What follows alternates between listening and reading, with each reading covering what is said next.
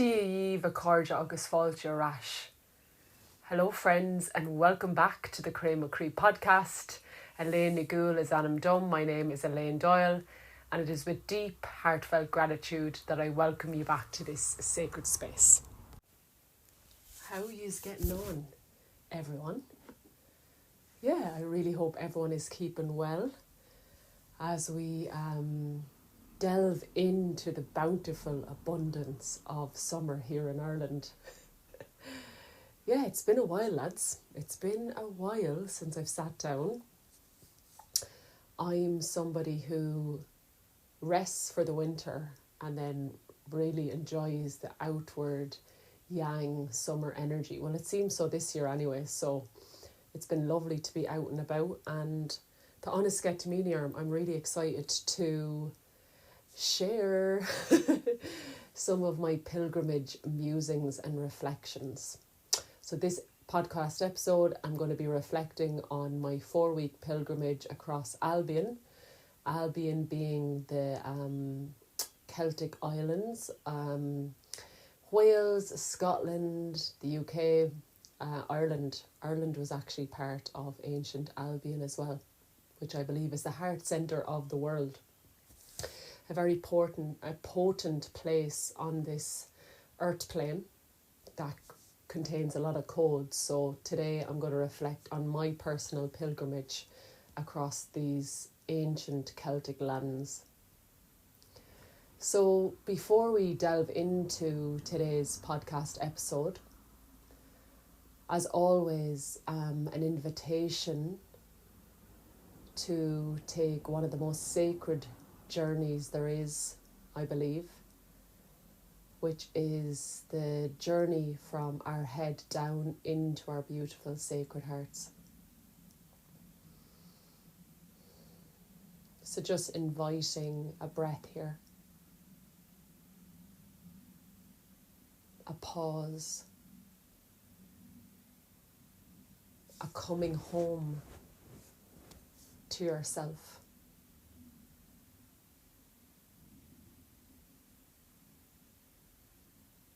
Tommy McCree inish, I'm in my heart now.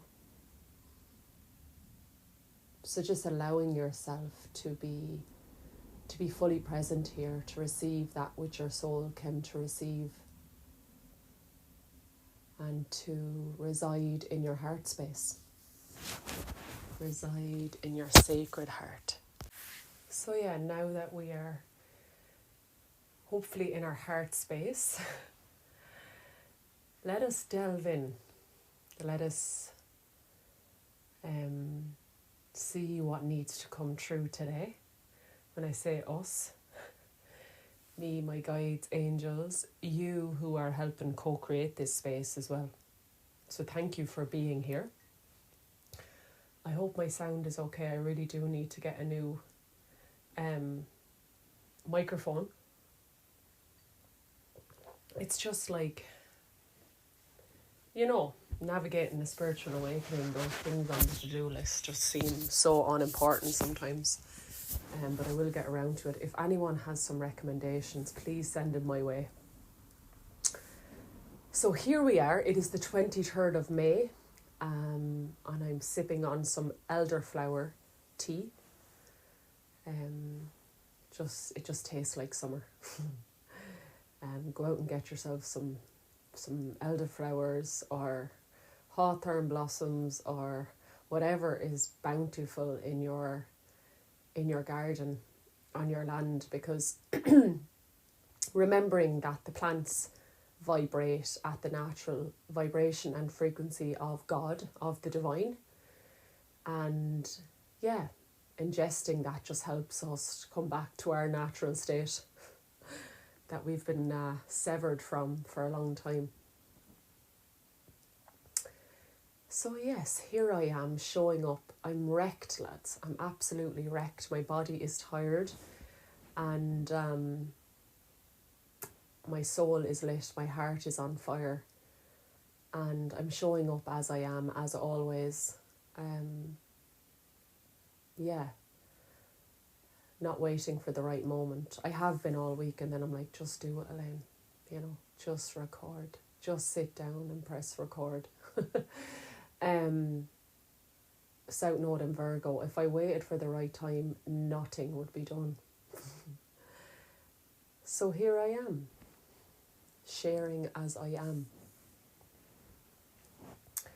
And there is many reflections.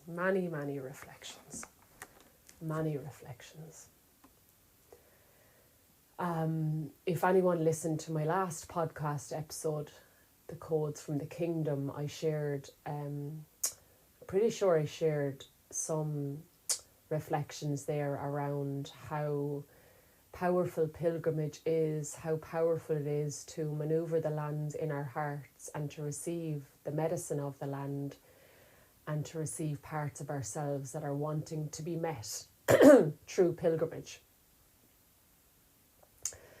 And, you know, I'm also really passionate about us like pilgrimaging within and never leaving the land we live on, or at least for long periods of time, because resting and being and just being with ourselves is equally as important. So I'm probably contradicting myself, but I'm really passionate about both. I said to my friend today, I can't wait till I'm like, don't have to leave my land for months on end, because being rooted and grounded in the one place is also really, really good. However, as a priestess of the land, one of my missions, one thing that nourishes me a lot, is to pilgrimage throughout the Celtic lands. It's easy, it's effortless. And I want to share some of those reflections because I feel, for me personally, there's been a lot of new earth codes throughout these Celtic lands the last couple of weeks. So firstly, for me, I feel like Ireland contains a lot of divine feminine remembrance and codes. Scotland contains a lot of divine masculine codes. And Wales then, for me, is what I've realised since I went there the last month, is divine union codes. So the marrying of the masculine and the feminine energies. And it was funny because I was on pilgrimage with people in Ireland and they were from America and had spent a lot of time pilgrimaging to Scotland and Ireland too, and they said the same thing. They feel like Ireland is more feminine and Scotland is more masculine. So it was lovely to receive that reflection back for them. I'm like, oh, it's not just me. And when I first pilgrimaged to Scotland in 2021, I received a lot of downloads around how, yes, Ireland was the feminine, Scotland was the masculine, and to birth this new earth, we needed to merge the medicine of those lands together, through the waters, through the medicine, through walking the lands. And having been there again recently, I can just feel the knowing of that. It's beyond logic or words, but if you know what that means. Bridging the lands, bridging the medicine, walking the lands in union. Anyways, so for me on this path, like I am very sure, lads, about what I'm here to do in this lifetime.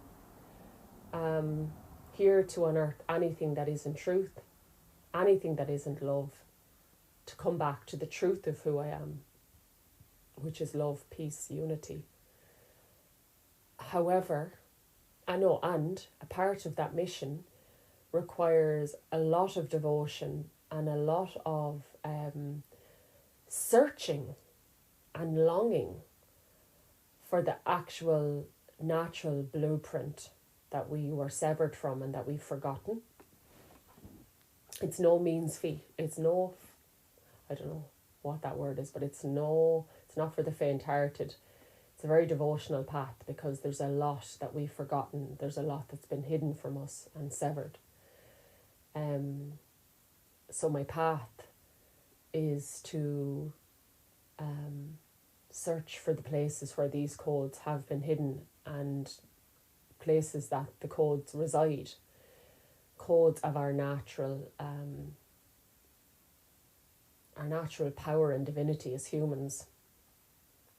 And as I speak about that, the place that's coming to mind is Rosslyn Chapel, Rosslyn Glen in Scotland.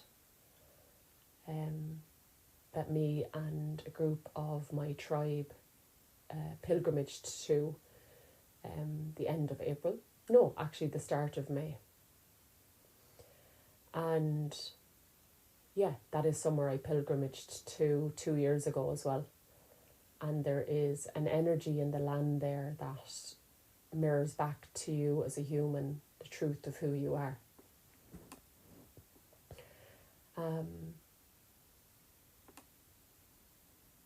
And I could literally, I could just speak about that for hours, but there's actually no need to. That place is a power centre, a galactic centre that holds truth. And my friend, my soul sister Elise and I went there with 2 men in our lives and to look for the well, which I'd been to before. We couldn't find the well, but we did end up finding it, but it was when the men needed to go off and do their own thing, and we found the well by ourselves, and something happened in that moment, and a young deer came out of nowhere and passed us in the well and looked straight at us, and it was just a sign that we were exactly where we were meant to be and that there was huge remembrance happening. You know, when you just get a sign. And things happen on the land, lads, that is beyond what we can even fathom or understand. But I know it transforms us within over time. And healing happens and remembrance happens in the land itself as well, in the grids and the ley lines and the waters. There was a lot of healing that happened there in the couple of days we were there, which I might come back to, I might not, but yeah, it was very, very, very powerful. So pilgrimages, Scotland, one of the most sacred lands, one of the most physically, is it geology, says it's one of the most ancient landscapes in the world, and you can feel it when you're there, you know.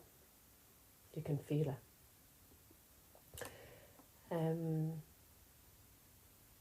So anyways, I'm coming back to Wales and I'm going to reflect on my own very personal journey while I was there. And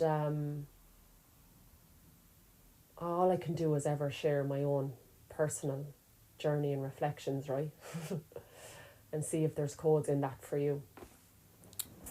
And hopefully there is. Okay, so coming back, I'm going to drink some tea.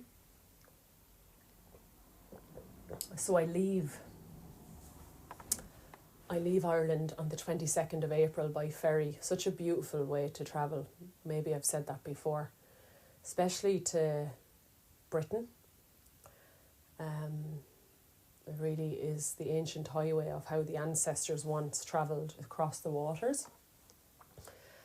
And yeah, I left thinking I would stay a few days, had enough clothes for probably less than a week and very little with me.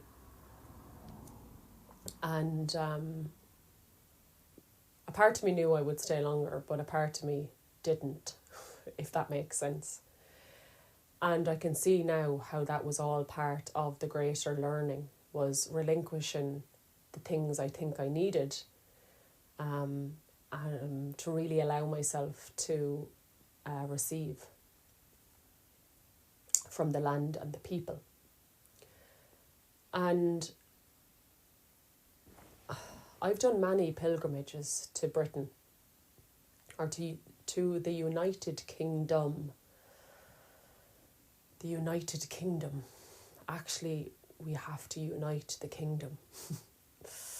I always was afraid to use these words, but actually, like, Britain is named after Bridget, and the United Kingdom is a code in itself. Kingdom, heaven on earth. We have to unite heaven on earth.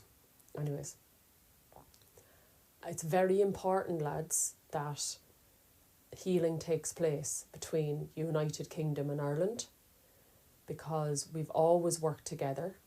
We've always had a kinship, but it was largely severed through colonisation. And actually we need one another. We need the medicine of the UK, Scotland, Wales, England, because there's a lot of codes there that unify with the medicine in Ireland. That was a part of our pilgrimage to Scotland as well, was to unite the sacred waters of all the lands and to bring healing to the United Kingdom, to ancient Albion. And, you know, as someone whose family was very rebel and anti-English, my grandfather went to prison for fighting the English, so deep in my blood. It took me a while to overcome that wounding, and it was my friend Eve who was like, you have to go over that because there's a lot of medicine over there. And she was right. And I remember the first time I went to Glastonbury, I was like, oh, right, yeah, this is why I had to overcome this.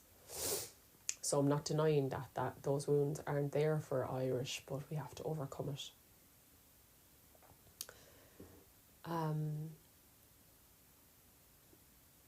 Where was I? So yes, I'm heading over to Wales. So that was another big thing that this pilgrimage gifted me with, was opening myself up to receiving. Like, I actually said to my sisters, I was like, girls, I'd love to come over for my birthday and spend it with ye, and if you'd be open to having a ceremony with me for my birthday, I would love that. That was a big deal for me, to actually ask and to be met with love. You know, I was a child that didn't even ask Santa for presents. Or I'd be like, oh, I just want a surprise. Asking for my needs to be met has been alien to me. And since I recorded the podcast episode on dependent beings, I've really been stepping into, asking for my needs to be met, and knowing that it actually brings joy to people to meet those needs, and that I'm worthy of that. So that was the start of the pilgrimage, was asking and being met with love.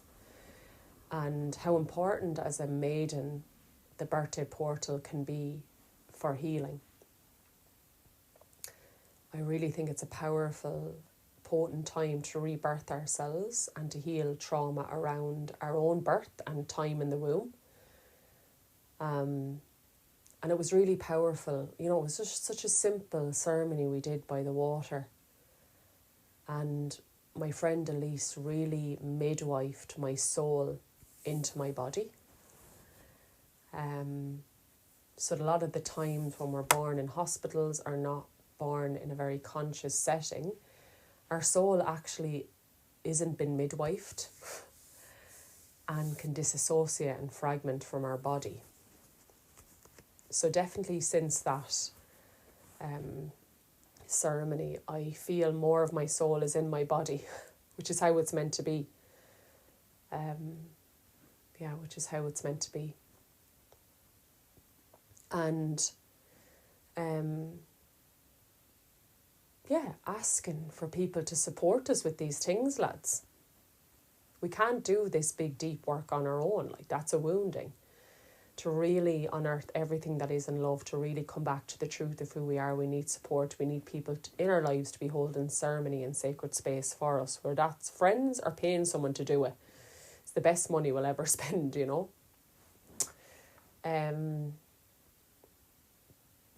And, you know, my friends live on a beautiful piece of land called the Emerald Vale in the Black Mountains in Wales. And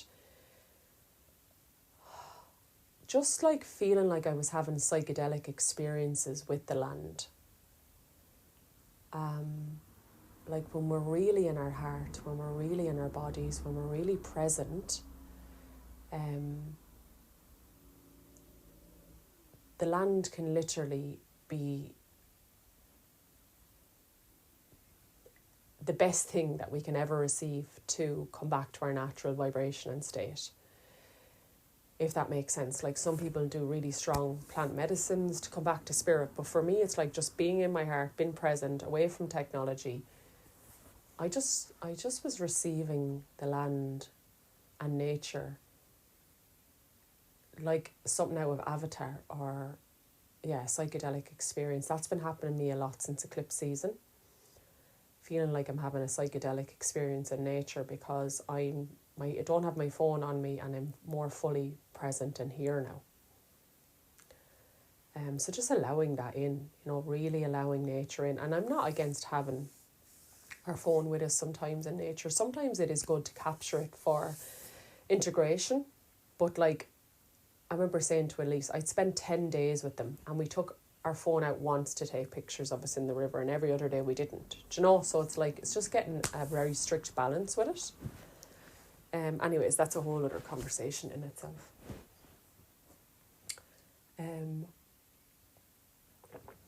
So psychedelic experiences in nature was definitely a big part of the pilgrimage. And the food, oh my God, the food, lads. Just this reawakening that like, okay, we're all here to like, well, a lot of us are here to reconnect with the land. And the food is literally the medicine of the land. So the type and vibration of food we eat is so important. Homegrown, local, wild meat, like just had really beautiful experiences with my friend Elise eating the most beautiful food. That's another like felt like a psychedelic experience. How we eat is how we live. Kept coming true for me. How we eat is how we live. So allowing the medicine of the land to be as nutrient, high vibrational as possible was another learning, huge learning from this experience actually, massively. Massively. And it's actually the feminine. So for me, if food isn't a part of someone's practice, then they're not really connected to their feminine. And I experienced that at another part of the pilgrimage where food wasn't a priority. The food was a bit of a, wasn't flowing, didn't seem like it was a priority. It really, to me, messed with the pilgrimage. If we're here to connect with the land on a pilgrimage, then food is very important to me. And there's times we have to let go and, bless whatever food we're eating and get on with it. But actually, I just realised for me, it's very important. Anyways, food. Glorious food. And be a blasta. So coming back to my experience in Wales, feel like this will be another long podcast episode, so I'm going to do it in stages.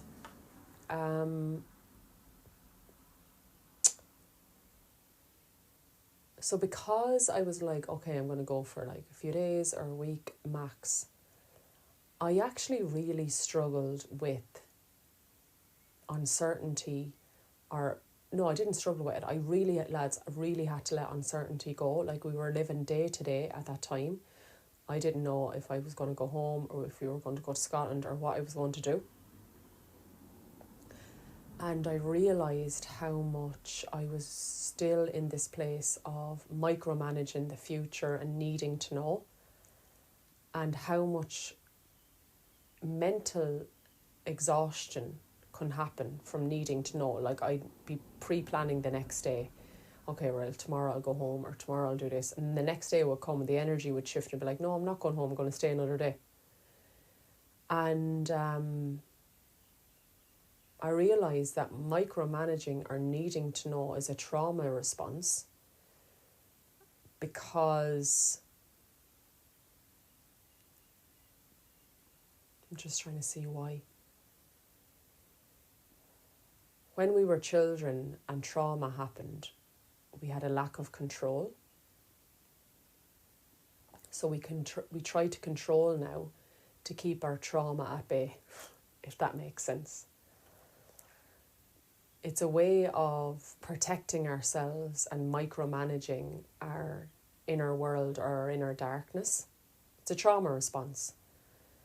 And it actually kills spontaneity and the divine intervention that God has of beautiful things to happen when you let go. Right? And I knew this trip was like forcing me into that. I knew I couldn't go home just because I needed certainty or comfort. I needed to just ride the wave of uncertainty and spontaneity. It was just a strength in me that I was like, after my rebirth ceremony for my birthday, I was like, I'm not giving in anymore to fear and needing to know. I'm just not doing it anymore.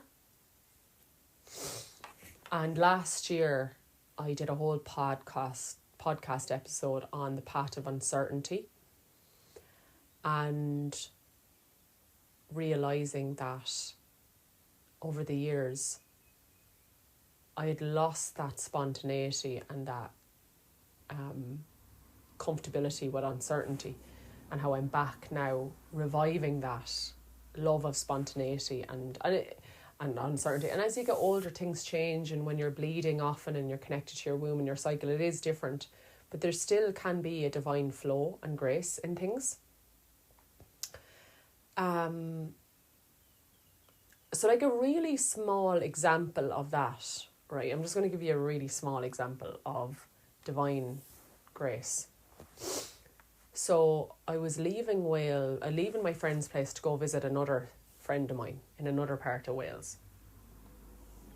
And the person giving me a lift to the train station had a schedule and a time that they needed to drop me. And I was like, you just drop me at that time, no problem.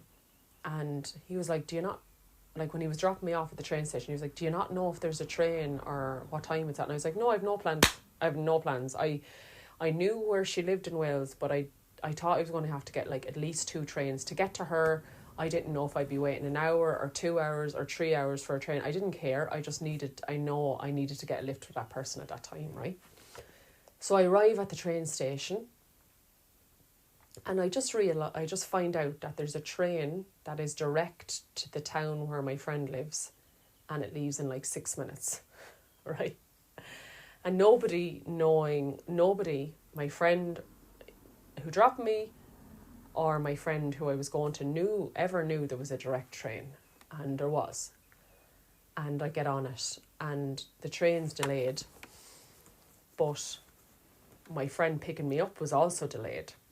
So the minute I arrive at the train station, she arrives to pick me up, right? Honestly, lads, you couldn't have planned that any better. If I had tried to plan that, it wouldn't have worked.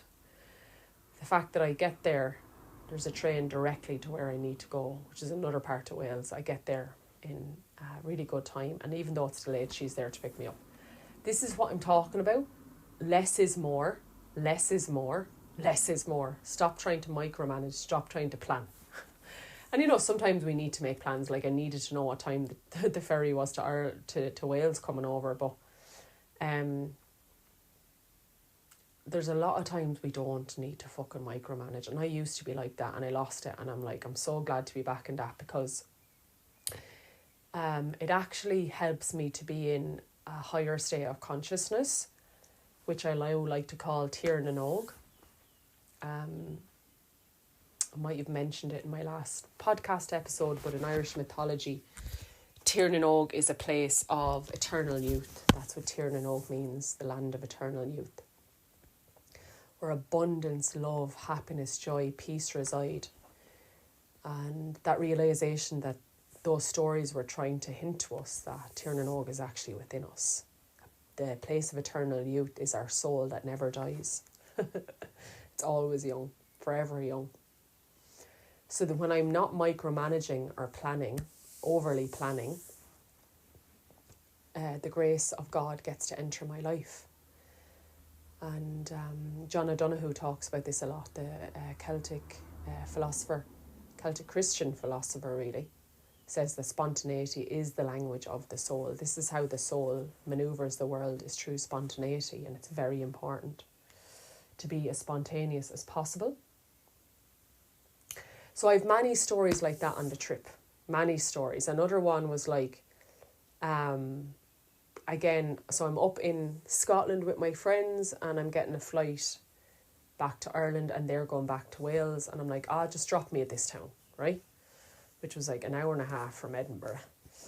And I, again, had no idea how I was going to get to Edinburgh or the airport. And I realised, oh, fuck, there's only buses like once every hour and a half. Oh, shit, like. And my bank card wasn't working.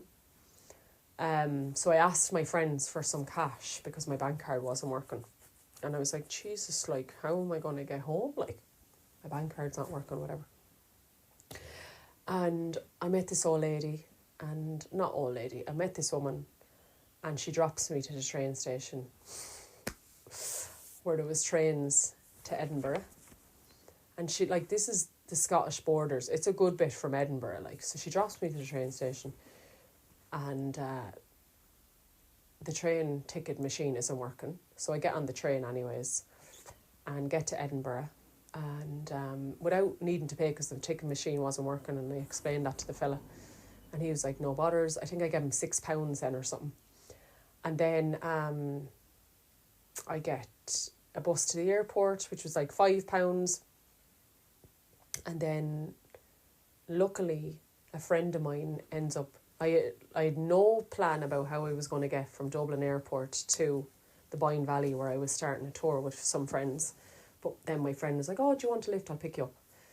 And I was like, I can't believe I was worrying about my bank card and all, and how I was going to get here and there, because like it literally couldn't be more divine. I just was so held the whole trip home. And I'm just giving you examples of how when we're overly planned or overly organised, we're missing these magical moments with people. Because I had a beautiful conversation with my friend on the drive back to the Boyne. That lovely woman, it was so amazing to meet her. And like sometimes when we're like, oh, I'll just get an Uber and I'll throw money at something, we're missing the little beautiful godlike kind of experiences. And sometimes I just love the adventure of like, how am I going to get here and my bank card's not working, you know? Let's get creative. I think limitations actually force us into beautiful creativity. And that's why I loved the foot pilgrimage. Like I didn't drive over, I just got a foot passenger ticket on the ferry to Wales. And that massively pushed me into being held. Like I needed lifts, I needed support, I needed places to stay. Because I wasn't camping or have a camper van or whatever. So this trip was all about like spontaneity, pushing past the need for certainty and micromanaging, and allowing myself to receive. And like, yeah, another moment that's coming to me is like, so my friends that I was staying with, they live in a very remote part of Wales. So like I had no chance to go to the shops or anything when I left there and before I got to my other friend on the other side of Wales. So like I went empty-handed, which is such an un-Irish thing to do. You always go with something, you always bring something. But like I just didn't. I brought loads of stuff over when I came over, but like we'd eaten it all. And I just realised that like I'm enough as I am, and sometimes that's a wounded Irish thing, that we're not enough as we are. And it was very uncomfortable for me. It's actually extremely uncomfortable for me. And I knew I was bringing a lot of medicine through who I am, and I really just had to own that. Like, and I still feel uncomfortable about it. I'm like, the next time I go, I'm going to bring loads of venison over and plant some veggies for them and everything. But like, yeah, I just seen how there was a wounding in part of that. Yeah, it's great to bring something. but also sometimes yourself is the best medicine, and I know that. But there was lots of situations where I was forced into things like that I wouldn't usually allow myself to be in. But the universe was like, you just have to know that you're enough as you are. And you don't need to be micromanaging and having loads of cash just in case something happens. I would always have this backup credit card in case something happened. And on this trip, I didn't, lads. I actually didn't. And surprisingly enough, as I said, my card stopped working at one point, and I had a wad of cash that I could have brought with me, and I chose not to, because I knew, my soul obviously wanted a bit of a test to see, would I trust that whatever money I needed for the trip would be provided for me. So that was a big thing for me as well. I just realised how much fear, lads, actually was still present for me when it comes to like being fully provided for. And knowing that if I was meant to stay longer and go up to Scotland and these different places, that the money would come in. So it was actually fucking magical to see that happen. I got 2 new clients out of nowhere. Well, it's not out of nowhere, it's spirit that then allowed me to pilgrimage for longer. Obviously, I was doing some work as I went. So yeah, obviously when I'm not in Ireland, I can't just like, oh, well, sure, I'll take some money out of my savings, which is in the credit union, or that cash that's in my, wherever, under the floorboards. They're not under the floorboards, but let's just say, per se. Yeah, I suppose my safety net is not there when I'm not in Ireland. Do you get me? And also Scorpio is in my house of travel, so I do feel a huge debt experience anytime I leave Ireland.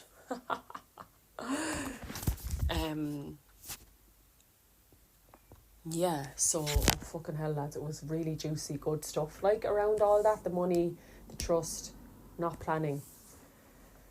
And I just remember it was one evening and Elise came into the room that I was staying in, and I just felt like we were in heaven. Like I felt like we were in Tirnanog so much. It was incredible. Like the feeling of ecstasy that has stayed with me now, and it came from just relinquishing those fears and relinquishing the need for certainty and entering the space of divine flow and grace. And I feel right now it's actually one of the biggest things to coming into a place of peace and heaven on earth is releasing control, releasing the need to know.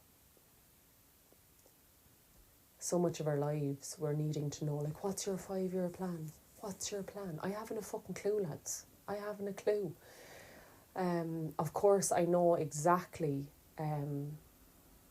my mission, and I feel like that is being the guardian of a piece of land, raising children, doing all the things, but I don't know what that's going to look like, how it will unfold exactly, when it will unfold exactly, because it's all present already in another dimension, if that makes sense. Do you know, it's like, it's like this in the Matrix. It's like, oh, by this age you get married, and by this age you have children, and do you have kids yet, and do you have a house yet? You see how that actually is fucked up? Because how do we know when it will be right? How do we know? Like, all that is a system and a structure that's meant to take our power away, and it's stopping the divine intervention of God. Imagine if I was like, right, well, by 35 I'm going to be married, and I married some lad that I wasn't meant to be by beloved, and I'm missing actually meeting my person. Or I bought a piece of land just because I wanted to be a guardian now, and I'm missing the bigger Garden of Eden that's waiting for me. So I think one of the biggest things for me anyways since eclipse season has been really surrendering. And I moved out of my house in Kerry, and I've never felt so stable within. Like, there's no worry anymore about the next place or where that will be. I just fully trust that within probably 24 hours, when I'm meant to have it, I'll have it. Do you know what I mean? It's like, okay, I feel like it's here. Right, let's do it. Bang. I'm just seeing how those little incidences on the train and all those experiences in Wales were showing me that, like, the less you try, the better. And that was my experience when I moved to Kerry. I was looking for places to live online, and I spent months trying to figure it out, and then I went down there, and within 24 hours I had somewhere sorted, you know. So it's trusting, and it's like, ugh, I can't believe I was still, and it's not been judgmental, actually. I don't want to get into that energy. It's just been, compassionate to where I was energetically with fear and control and this need for certainty. So it just, honestly, lads, it feels like a fucking weight has been lifted. Honest to Jesus. Honestly. All these worries about money and control and all these things, like, it really actually wastes so much life force energy. So much vital life force energy that can be channeled into creativity and our actual mission, you know. So trust and surrender, and allowing yourself to be around people who are in that vibration as well. It can be very hard then, and that I experienced that at times over the past month, people who weren't in that vibration of divine flow and grace, and that was really difficult. It gave me an opportunity to surrender again, but it was also like, actually I need to be around people who are able to let go and able to go at a different pace, because this isn't about like a slower pace necessarily. It's just a different pace of not rushing, you know, of just been grounded in our decisions and movements, rather than like the fear actually changes the pace of things into a more ungrounded rushing energy, which has taken me years to come out of, you know, years. And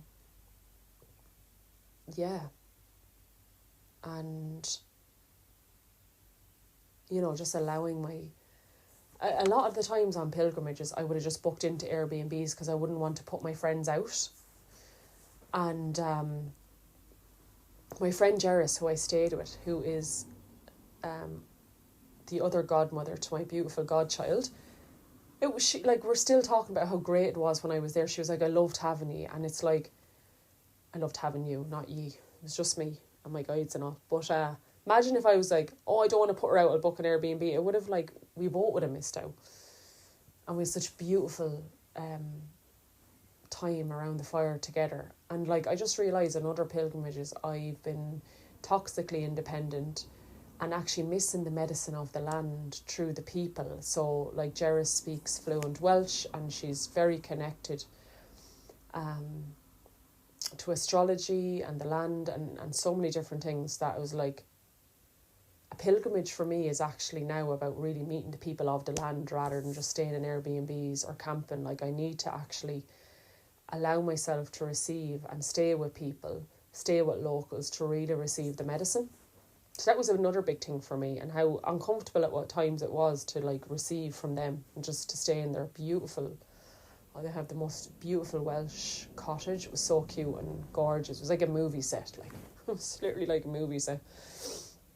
And same with my other friends in Wales that I mentioned, like beautiful palace that they live in, and just allowing myself to receive. And I mentioned this in the Dependent Beings podcast episode, how that's a trauma response. When our needs haven't been met, it can be hard to actually receive them to be met, because it's kind of alien to us because it hasn't been met before, or we felt like we were a hindrance growing up, or that we were too much, and to ask for our needs was needy or greedy, or we were seeking attention or been difficult, when actually we were just asking for our basic fucking needs to be met. So yeah, wow, like my friends in Wales really allowed me to finally really open myself up to receive and to know that I was enough just as I am.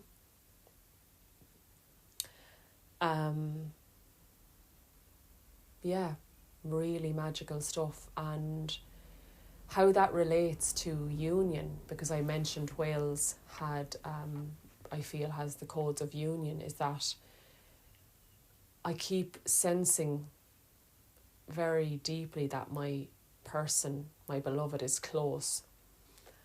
And I think one of the things that I need to open up to before I meet him is opening myself up to receive him. How am I going to meet him if I'm not open to receiving? So through those experiences in Wales, that allowed me to open myself up to receive, which I feel is going to help me to cross paths with him, because I can sense how absolutely overpouring he is with love and giving and serving the feminine. And I haven't felt worthy of that, and now I am beginning to really feel that worthiness, and I have to open myself up to receiving that from people in my life, so then it becomes a vibrational match with my person. I can't believe how uncomfortable it was for so long to receive. Yeah, it's big, you know, as a healer, we give, and women, we give and we give and we give, and we're out of balance because we're not receiving. So yeah, just again, giving deep gratitude to the medicine of Wales for actually helping me to receive. So yeah, I'm just going to take a pause there on the pilgrimage reflections from Wales. So as I continue to reflect on the learnings from this pilgrimage, I realise that it really is deep shadow work. Like what the land can do is bring us into the unconscious parts of ourselves, right? So the unconscious parts of ourselves, day to day, we might know that they're there. We're not conscious of those shadowy parts of ourselves, right? And it's only when we step outside of our normal day-to-day routine and we step into an uncertain scenario that actually all these wounds can come up. And it's a very humble path, our journey to walk, because it's like, oh, I didn't know all that shite was there. But I'm really grateful. You know, my relationship now has changed, where it's like, oh, I love it. Let's see what's happening here. And I think it's impossible to do the shadow work unless we have this kind of excitement or non-attachment to the trauma.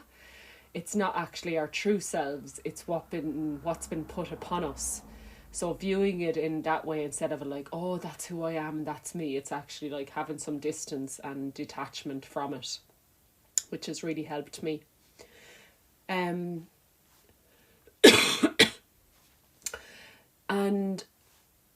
you know, I actually feel and I read it here in this book, actually, a book I read a long time ago, I think in 2018. It's called Out of Your Mind, The Only Place to Be. And it says, the unknown is the big problem. For the unknown contains the one thing that constantly disputes our efforts to be solid, and that is death. And when I talked about uncertainty or the unknown there a few minutes ago, actually, I was saying now it can bring up trauma when we're in an uncertain place. And the worst case scenario of what it brings up is death. It actually does. This feeling that we're going to die if we don't have structure and clarity and certainty and knowing. I don't know why it brings that up, but that's actually what I felt. And I know that from being a therapist, that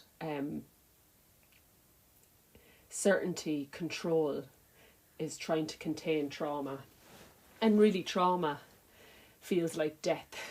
So I'm like, yeah, the easiest way to get to Tír na nÓg, to peace within, is to just be okay with the unknown and uncertain. But it's actually can take us many years and a lot of shadow work and heart-led, peaceful, devotional walking to come to a place of, oh no, I'm actually totally okay with the uncertain.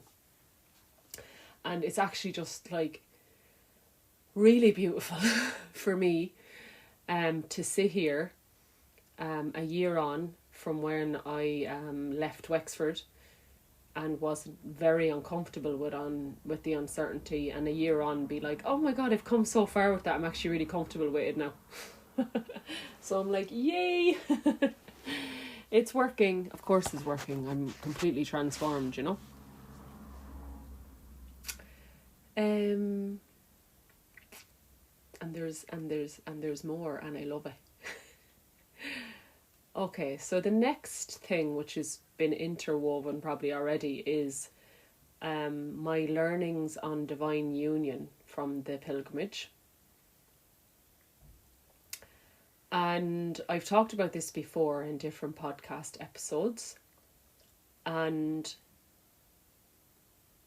just to say, I am not currently in a romantic relationship with a man. I was last year, and he was very awakened and very on the path, and it was massively enlightening for both of us. And I have a lot of friends who are in very sacred divine union. So I suppose what I'm saying is I'm still learning how to maneuver conscious relationships as both parties awaken to their true nature. And I remember my ex Johnny being like, there's no plant medicine, no retreat that I could go to that would ever be as powerful as our relationship. Because it literally brought up all of our shadow and shit for each of us, and then brought us back to love and peace and higher states of consciousness.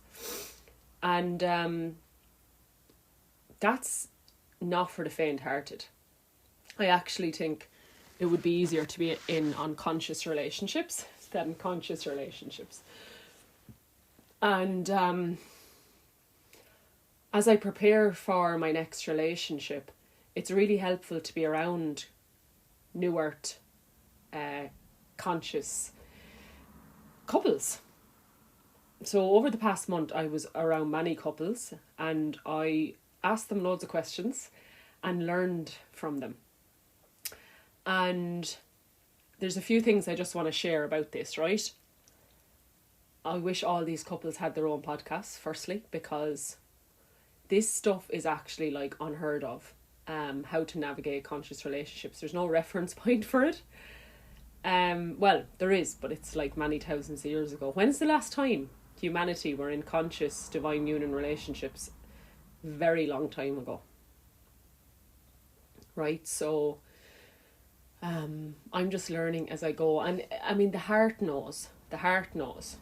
There is no reference point, but there is the heart. And the heart knows. And I remember lifetimes where divine union was solid. I remember it. I've remembered it for many years now. However, because we've just come out and we are still coming out of a very disconnected, separated time in humanity, how we maneuver those divine union relationships is very different and unique and difficult, because there's been so much separation in the lineages. So me, it's just like absolutely love being around couples and hearing how they're manoeuvring it. And sometimes, lads, right, sometimes it's the people who are really, really walking the walk, really talking the talk, really doing the deep shadow work, that are nowhere online. They're not shouting from the rooftops. They haven't written a book yet. They don't have a podcast, because they're pouring all of their life force energy into making the relationship as conscious as possible. And I have to say, you know, over the last 5 to 10 years, probably the most, some of the most devoted people I've met have not been online at all. I think it's important to say this, because it's a sign that a lot of life force energy has to go into actually doing the shadow work and making a relationship very loving and conscious. And I do think it's possible to do both. For me, like, I'm not totally against technology, but I have a lot of really solid, good boundaries with it, which works for me. I have the time to do the shadow work, and I share little bits here and there, right? But there's a time I can see where I've got children, newborns. I'm navigating my divine union relationship, and I will not be online at all because it's a lot, right? So I just feel like it's important to say that there's no Instagram reel that's 90 seconds long that's going to fucking tell you how to be in a conscious relationship or how to be awakened. There's a lot of spiritual shite and bullshit out there, to be honest. And the likes of social media has been created from separation consciousness. And I'm just calling it out. There's a lot of bullshit out there. And it's just so enlightening and beautiful when you meet people who are just silently doing the work.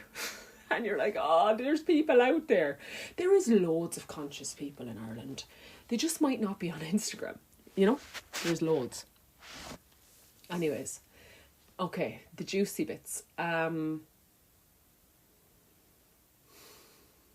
one couple in particular that I'm thinking of. I'm not going to name any names or anything, but it was just so beautiful to be around them. And yeah, as I said, if anyone should be doing work about divine union, is this couple. But they're not, because they're so, yeah, they're so in it, and they have other creations that they do that's not related to the healing work, say, to make money. That's another thing. It's like, if your work,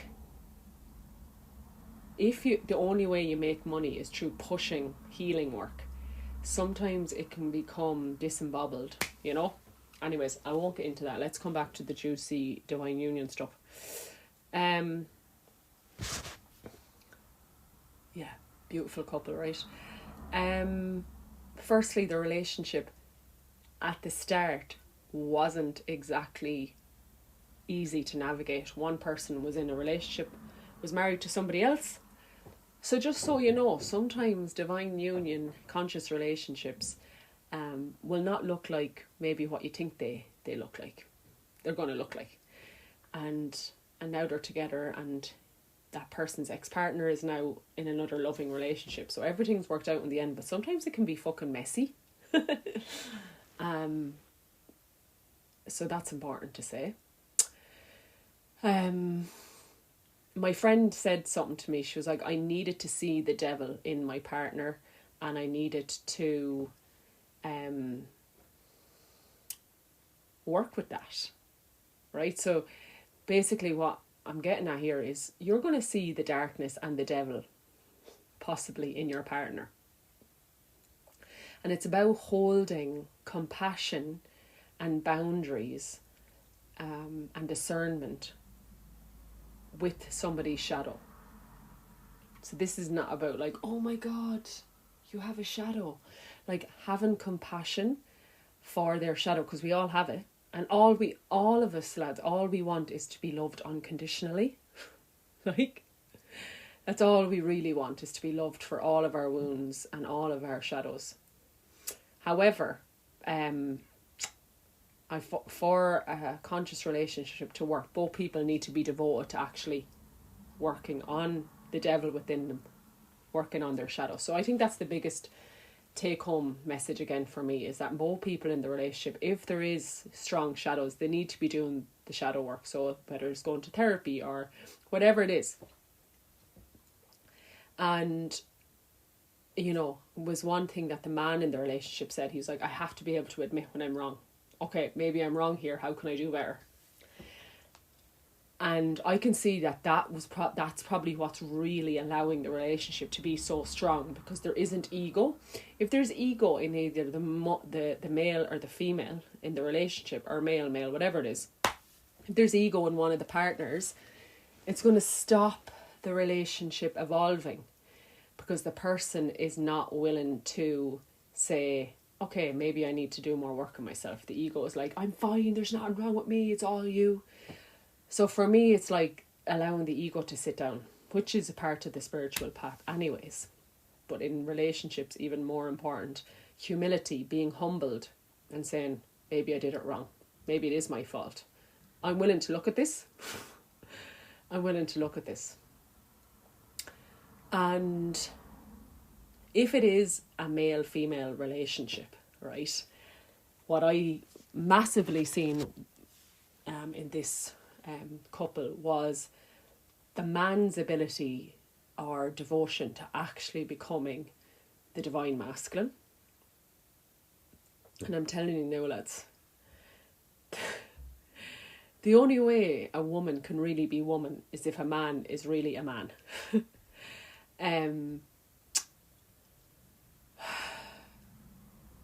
we are here to serve one another and help each other to be what we're here to be. And there was at one point that this man in the relationship said, we were around the fire, we were drinking tea or something, and there was a few of us, and he was like, if I had my way, the woman would never work again. And I just gave him a high five, and I was like, hallelujah, the breadwinner is back, the divine masculine is back. We need that. And what I mean by that, ladies and men out there listening, is that, yes, we need the breadwinners as women who are bleeding and birthing, for women who are deeply connected to their womb, right? And who want a free birth and home birth and have 5 babies or 2 babies or 1 baby or just birth her creations and bleed every 3 to 4 weeks. We need a man who's going to be like, I don't need you to bring in income for a while. I definitely don't need you to bring in 50-50 because I know you are the creator of life and you're birthing and bleeding.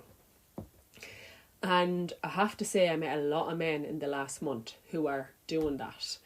Many men that I've known for years that are like, yeah, parking all that kind of spiritual jargon and I'm making the money.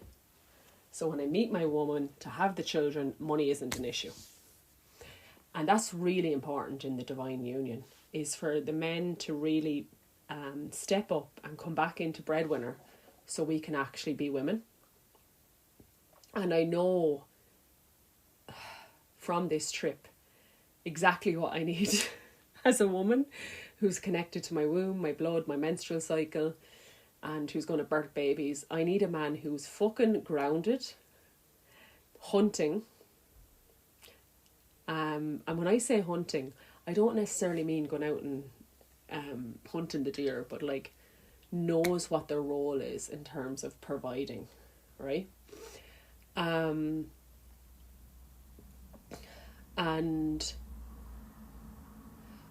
is just solid and strong, a manly man, right?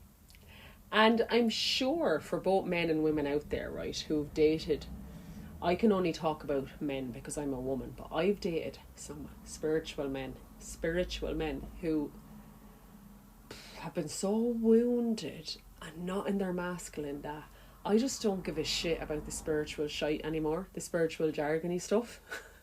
Like, I'm sure you know what I mean without me needing to overly explain what I'm saying. But like, I probably said this before, but I've met farmers who are more grounded and connected to the earth than some spiritual men. You know.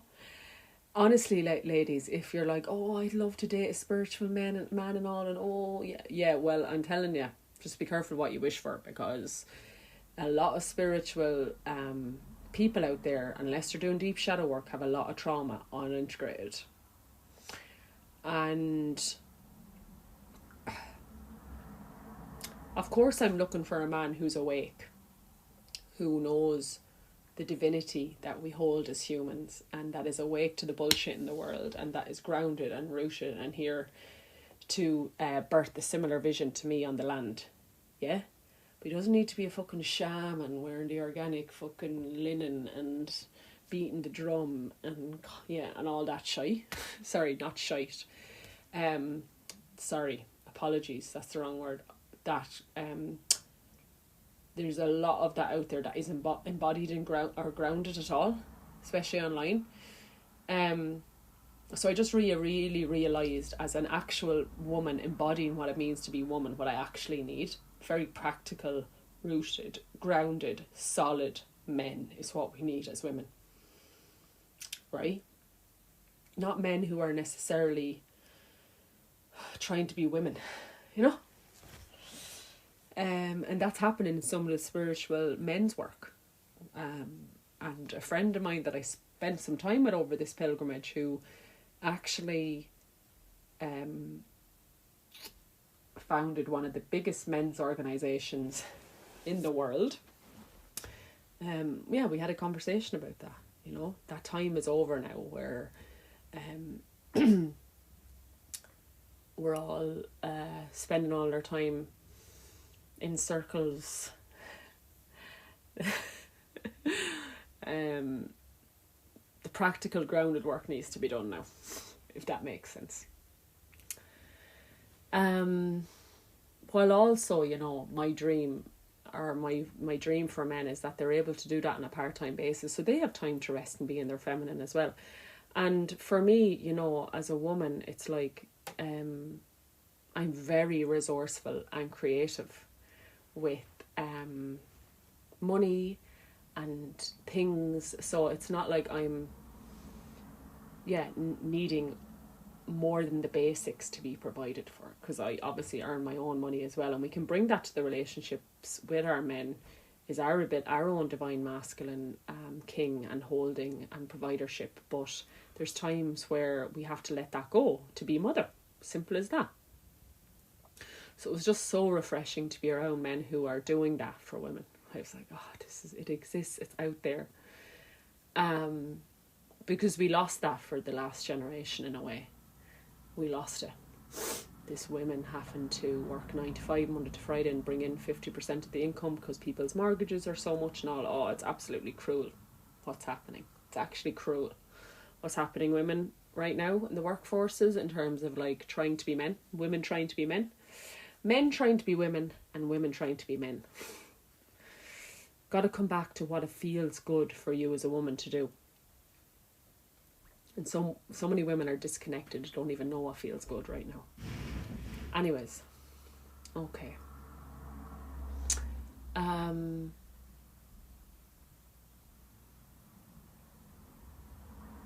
you know, it is possible though for some people that the person you're with mightn't, you know, I've seen this with people, their partner just doesn't have much trauma or karma. And the man ends up just holding a lot of space for the woman and her processes. So like every relationship's going to be different. But I've never come across a couple who are just, a conscious couple who are just like, oh yeah, it's easy and everything's great. No. Actually, the more powerful their souls are, the more evolvement seems to be happening through their relationship, because their soul is ready to really evolve a lot through the romantic relationships. I could probably speak for an hour about that, but they're the main threads that come through about union and how, so say we have boundaries that are needing to be held within the relationship. Again, I was chatting to my friend about this in Wales, and it really resonated with me. Is like, I think it's like, we might have lots of things in a relationship that we disagree on, or that need boundaries put in place for, in terms of the disagreements, but it's how we communicate the differences in our relationships that is going to allow us to be in a loving, healthy relationship.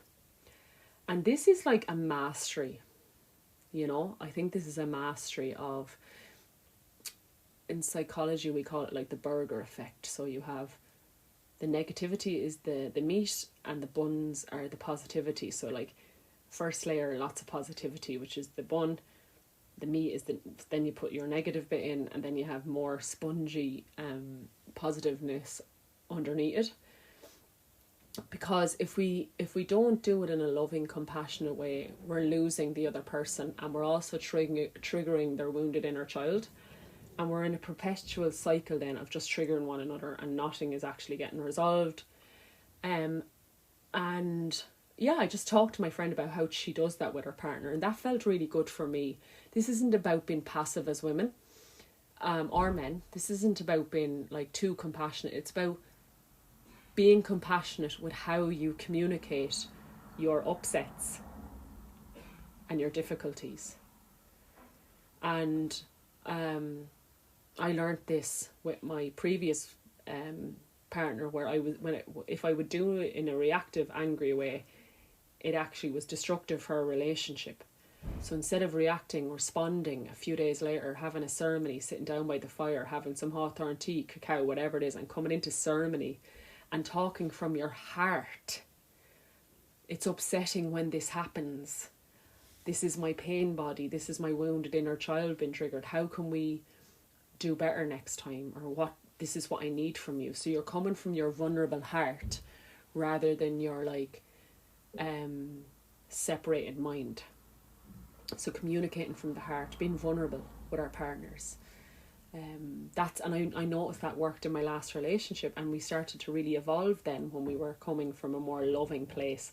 Seeing your partner through the eyes of love, even when all you can see is their shadow.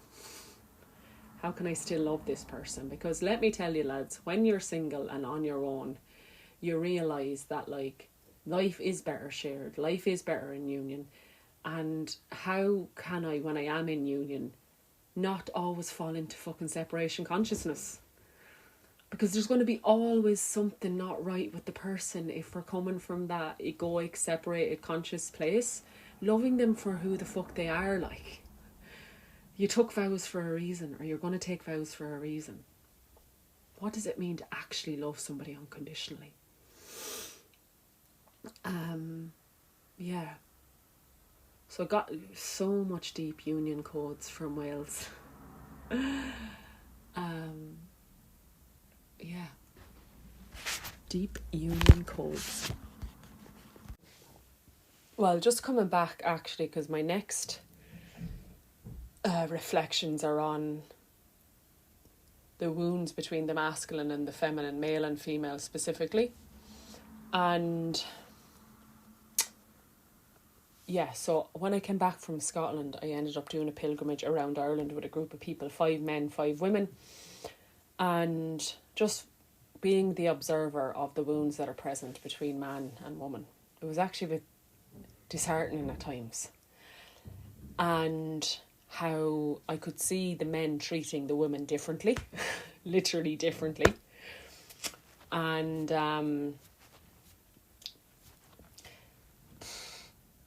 the only way we're going to be in, I believe, really loving relationships is if we heal our relationship with the opposite sex. So for me, it's like healing my relationship with the male aspect of God, which I spoke about in my last podcast episode, around the medicine of Kerry. And for men, it's like really healing their relationship with the feminine aspect of God, Mother Earth. And of course, both. I need to heal. Yeah, we have to heal both. We have to heal the male and the female within us as well. But I definitely prevalently seen how the wounds of the feminine, if not resolved, if they go unresolved within the man, they project that unresolved trauma onto the woman in their life. So they're like that mother wound, that separation from the mother, and I'm talking about Mother Earth and maybe their own mother, they're projecting onto their partner or their female friends even. And I seen men and they were like, oh, just, yeah, looking forward to meeting my partner or whatever. And I'm like, man, you're so far away from that right now, given the wounds that I can see within you related to the feminine. And I'm sure people looked at me and thought that in relation to my lack of embodiment with the male aspect of God. So I don't want to be projecting onto these people, but it was just so clearly obvious because I've seen it within myself. You will attract the opposite sex that mirrors your own inner masculine. and the opposite if you're a man. That's what I believe. They will be a mirror for your own beauty and your own shine. So that's why a lot of us on the path right now are in our mid to late 30s and 40s and even 50s still single, because Spirit is asking us to heal a lot of our wounds with God, male and female aspect of God, so we can actually be a vibrational match for the person that we're meant to be with. So I mean, I've analysed this over years, but it's like, why does the man have a wound with doing stuff for the woman or being the provider? Why is that? I've seen it even in spiritual, conscious men. Why is it? What's uncomfortable about that? Is it because you weren't nurtured by the feminine as a child, that you weren't breastfed, that you were disconnected from the earth, that you feel hard done by the feminine, so why would you want to provide for her? These are things we have to look at, right? Why do I have a wound with not feeling like the masculine sees me or sees my value?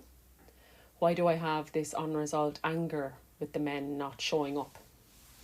So I could see all of these sorts of wounds play out in the community, and I was really grateful for them being brought to the surface for me, like what wounds I still have against the masculine. For me, it was that, like, feeling hard done by, feeling disappointed, and that's something I need to journey with more myself internally.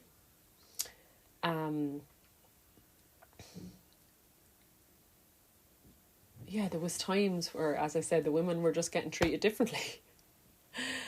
Can I give you any examples of that?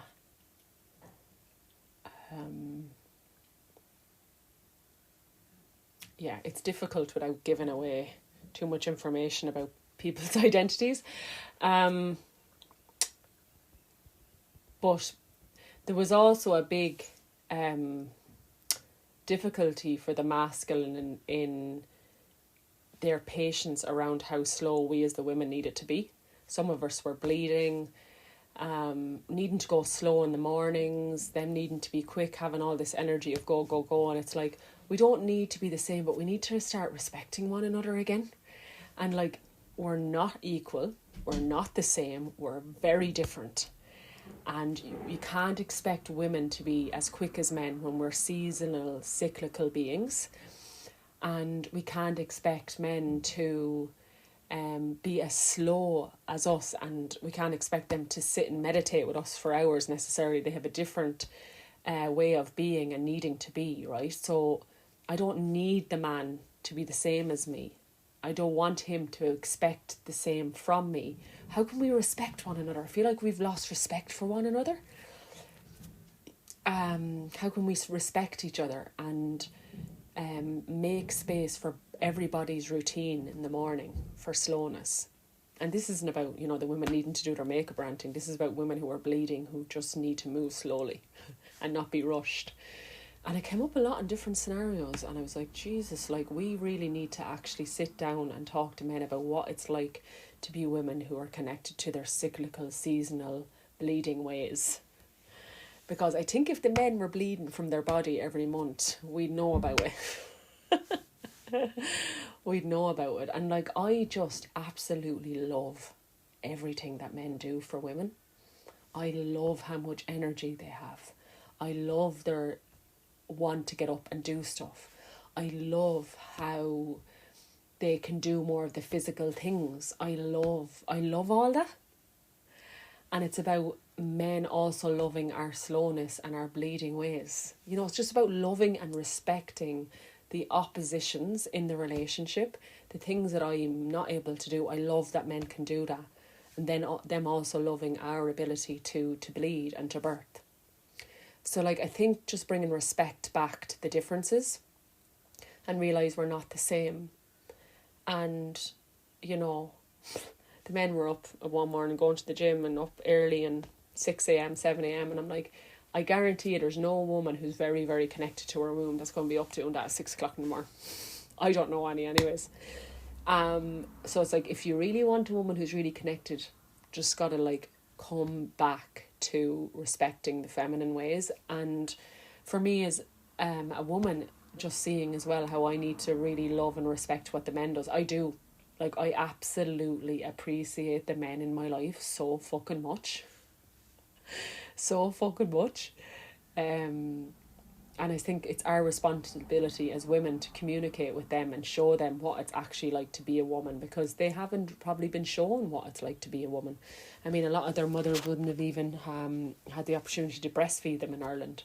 So we've a lot of teaching to do, I think. It's our responsibility as women to pass that on to men. And I mean, a lot of conscious men love it. My ex loved me telling him about that and educating him about what it is to be a bleeding woman. And he was so supportive to me, so respectful, so helpful physically, spiritually, emotionally when I was bleeding. So it's an exciting time for men and women to come back into respect, love and union. But we have to be aware of when we are projecting our wounds onto our partner, and our wounds specifically related to the feminine or the masculine, you know? Yeah. So yeah, I'll just take a pause there and reflect and see what else needs to come through. Tá mé a rasharísh, lads. I am back again to share some final reflections on this podcast episode. It is about 5 days since I recorded the 2 other segments, and it's been really lovely to allow them to land and reflect. I love this way of doing the episodes now, instead of just recording it all in one go and putting it out there, because when I sit down with the intention to share from my heart, I don't know what's going to come out. And it's nice to just sit with it for a few days and have some further reflections and maybe go back to some points. So I'm going to touch on a few different things now. And over the past few days, as I've been allowing this to land, I've actually been around family a lot, extended family who came over from England. And through their stories about my grandparents and great-grandparents and granduncles and all these different family members, it allowed me to actually gain greater insight into why I am the way I am, why I've had grievances with the masculine, why men in my life had grievances with the feminine, with the women. So it was actually a really powerful time for me to record this a few days ago and then be around and hear more, because a lot of the issues, lads, between man and woman is ancestral. And, you know, I'm just going to give a personal example. And I know I've used some personal examples in this episode, but for me it's the most, can sometimes be uncomfortable, but it's the most heart-led way for me to get my point across, because it makes it real. So gratitude to the people in my life that I've met over this past few weeks that have been so open and sharings of their story. But for example, my grandmother moved into this house that I grew up in at a very young age and had 6 children, very close in age. Well, a lot of them were. And my grandfather was in the pub every night. Well, most nights, that's what I've heard from family members. And I can't imagine how hard that was. And it was spoken about how hard it was. You know, just feeling left to all the raising of the kids and the household duties.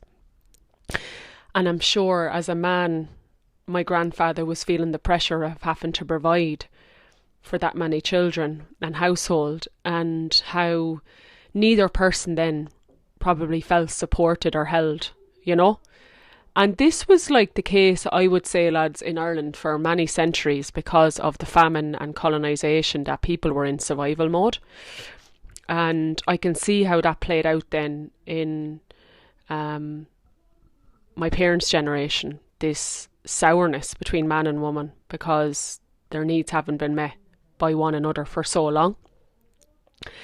And I think we need a lot of compassion, because it's not just women who've been severed from God, it's also men who've been severed from God. And I think the only way, and again, lads, remembering, right, I am not currently in a relationship, in a divine union. So when I'm speaking about this, I'm just speaking about what I'm learning.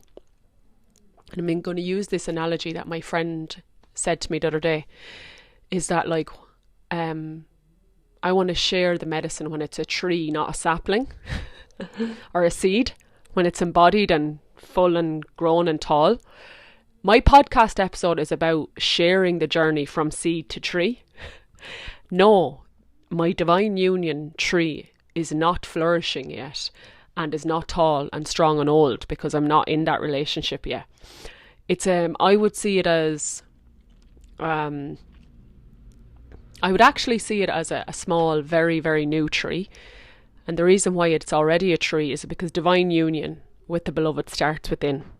I believe it starts within, with your own inner king, with your own path with God. So it's really clear for me to say that, you know. I'm just sharing from my heart. This is right. This is the way. I'm just sharing. Very important to say, because there's no ultimate truth here. The only truth I can see is love. So beyond masculine and feminine, our soul is sexless, right? So I think we have to see beyond all the woundings between men and women as well, and just love one another and respect one another. And I'm going to read something out from this book, Out of Your Mind, The Only Place to Be. I've quoted it already. Out of Your Mind, The Only Place to Be. And it says, it's talking about heart-led living, basically. So they're talking about two man and woman having an argument, right? How many times a simple little incident between two lovers or partners sparked off a painful, angry argument? If we could imagine to be a fly in the wall at any such one incident, or better still, tape the event to be played back later when objectivity is possible, we would see how amusing the situation really is. We would clearly see one ego holding on tight for dear life against another ego doing exactly the same. If we see this, the argument soon loses all meaning and relevance. The real problem is not the original cause of the argument at all, but rather the need for each one of us to be right. It is the inability to surrender our own point of view to another.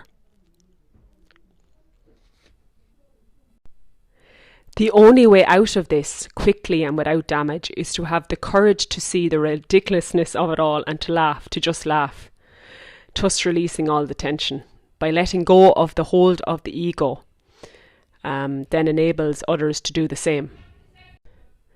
So what I'm trying to get at here, lads, is like ego creates separation, and to be in healthy relationship with anyone, we really have to come out of the ego and head and into the heart. And I did touch on this earlier on. I said, well, that's true on the spiritual path as well. I would say the whole spiritual healing path is actually about releasing the ego and coming into the heart. That is ultimately what it's about for me. And it doesn't have to be even called the spiritual path. I did talk about that earlier on, which is a whole episode in itself. What does it mean to be spiritual? There's a lot of untruth out there around it. But, I said there's a lot of spiritual shite out there. I think it's a bit harsh. I think everyone's doing their best. And we just have to be discerning and do what feels good for us and engage in, modalities and workshops and ceremonies that feel good for us. And just to be discerning and vigilant, I think, is important. I said something that I don't fully agree with as well, is like, hearing someone say they want to be, they want to be in a relationship. Well, I can see how many wounds you have against the feminine. I can't see that happening. No, we can still meet our person even when we have a lot of wounds. Maybe I won't have all my relationship with the masculine, or I won't have all my woundings with the masculine healed before I meet my husband. That's okay. We'll help each other heal it. So I want to backtrack on that. I do personally feel on my path that I've been called into healing as much of my woundings with the masculine before I meet my person. Personally, I can see it. It's very evident. It's very real. But that's not the case for everybody. Sometimes they meet someone very earlier on and it helps them overcome their wounds with the feminine. And I think no matter what, it would be probably ridiculous to think that there isn't still going to be a lot of relationship, or there's still going to be a lot of healing that's needed in the relationship between man and woman. And as I said, we sit down and do that in ceremony in a loving, vulnerable, heart-sharing way, where we communicate with one another. What is it like being a man? What is it like being a woman? What are the difficulties? What do I need you to help me with? What do I need support with as a man? How can the woman support you to be a man? How can I support you to be a woman? How can we respect one another? And there was a beautiful example of we had family over from England, as I said. I think I said it. And we were preparing food. And if you know what it's like when an Irish mother has people visiting from another country. Like, the windows weren't just cleaned, they were changed. They were literally fucking whole new window pane. Anyway, so you know what I'm talking about, right? And I'm like, do you know what? I'll just ask Dad to help right now because there's loads to do. And my mum was like, oh, sure, your father wouldn't do anything inside the house, Lynn. Of his generation, he wouldn't be helping around the house. And I was like, that is absolutely ridiculous. My dad is great. I've often seen him cooking dinners and cleaning up. But I was like, I know he's busy outside doing stuff, doing the masculine things. So how I approached him was like, hey Dad, I can see you're busy right now. Really, feel what you're doing is really important. So honouring that.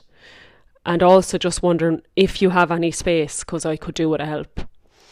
And he was just so lit up then, like, because I acknowledged that right now he was busy. And I asked him, did he have space, before I even asked him what to do, instead of just shouting demands at people. I think we all need that as men and women, as any person. Like, we just need someone to check in with us first. And we had a beautiful time in the kitchen together, doing bits.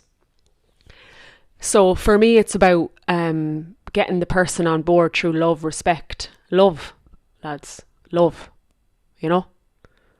Love. And how adaptable we have to be, with that. And there's another thing I read here earlier on. Let me try and find it, because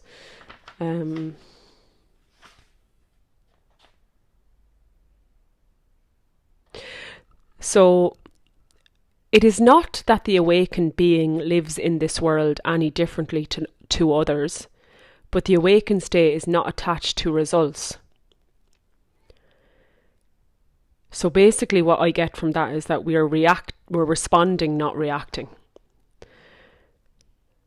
The awakened state is not attached to results or what happens.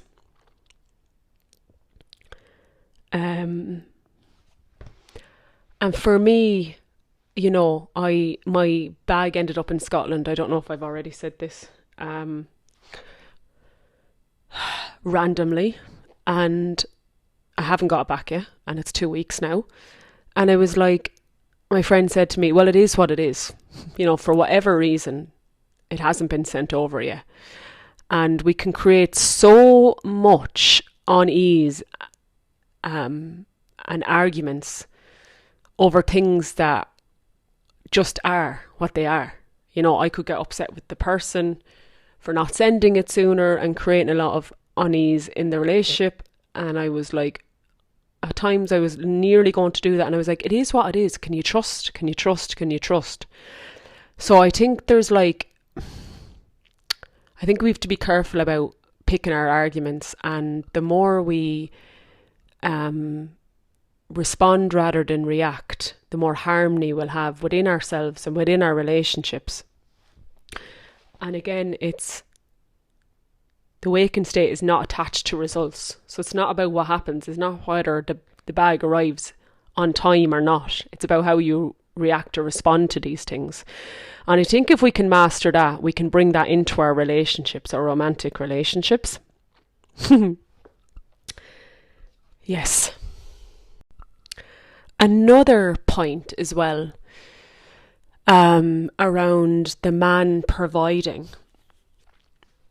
Here's another perspective on it. The divine masculine in the relationship brings in the money. So that could be the divine masculine of the man and the woman coming together.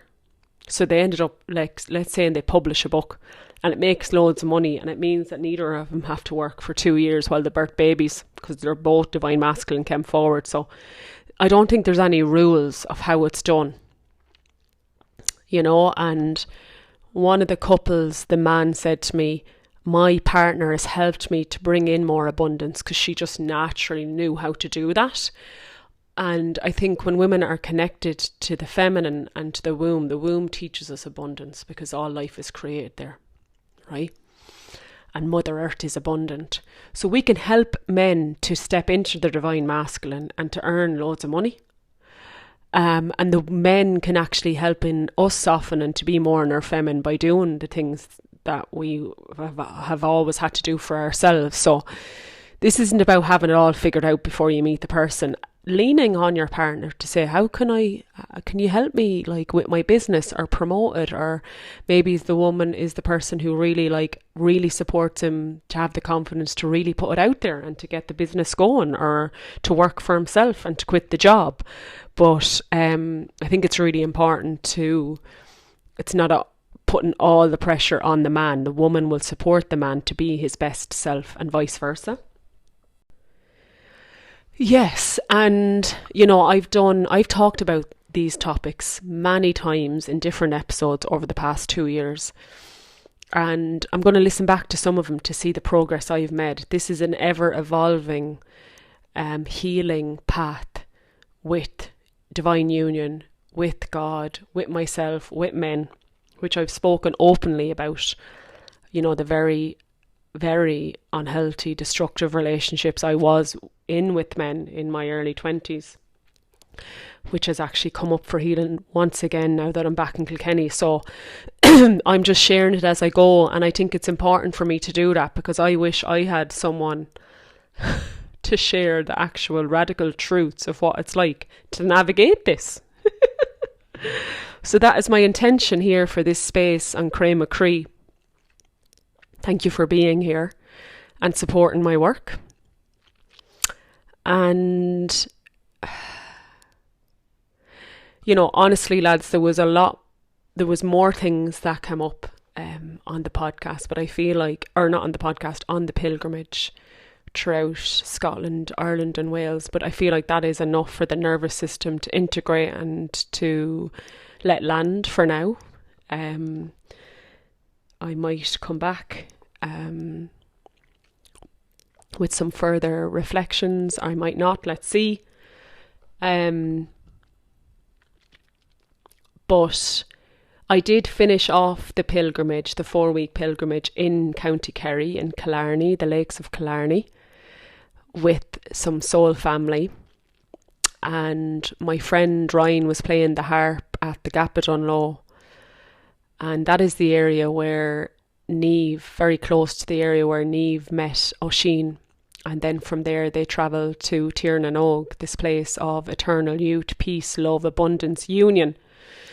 And when he was playing the harp, oh my God, I felt in Tirnanog like I've never felt it before. And, even though there was lots of things that came up for us all in that time together as we travelled the lands, none of that matters. really, if that makes sense. We have to laugh at all the separation and focus on coming into Tír na nÓg together as a community within our hearts. And yeah, there was many different times on the pilgrimage where I was tired or I just wanted to go home. But sometimes we just have to stick it out and know the end point is Tír na nÓg. And that was literally the truth for me. We really, as a tribe, enter that portal to peace. And yeah, for me, just allowing myself to be more adaptable in situations where things haven't gone how I thought they would go, and just surrender to the unknown spontaneity and messiness and chaoticness that life has to offer us sometimes, and just continuously coming back to peace. And as I said, seeing the people in our lives through the eyes of love, even when their wounds are at play. We're here to love one another. We're here to love the land, love the ancestors and the children yet to come. You know, that is our mission and our purpose. So I'm going to leave it there. Sinné for now. I love you all. You're doing amazing. Remembering how amazing you're doing in your life. To be awake. To be on this healing path. You are the answered prayer of your ancestors. And yes, slán go fóill. Bye for now. I'll be back again. Lots of love. Grá Mòr Elaine.